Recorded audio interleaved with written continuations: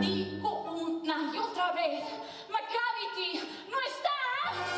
Macavity es un gato muy alto y socarrón. Sus ojos rojos siempre son un hueco cascarón.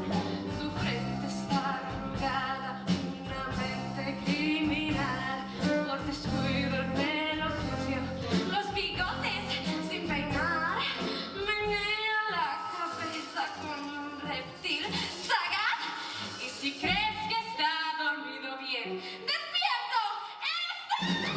Macavity, Macavity, gato para Macavity, muy en forma de peligro. Y diablo confesar, te lo encuentres en la plaza como perdido calefón.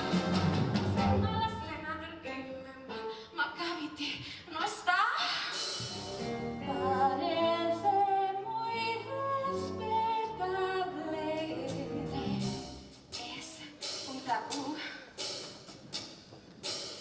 Y sus garras no las tiene nadie.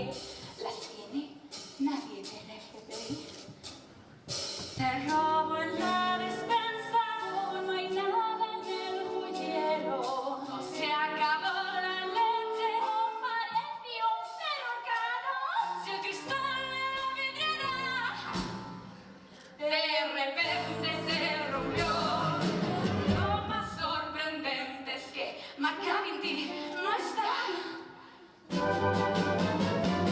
Macavity, Macavity, gato para Macavity, su apariencia muestra más del culo todo canto. Tiene su guardada y poca seguridad. No importa a qué hora fue, él nunca estuvo ahí. Dicen, cuentan que los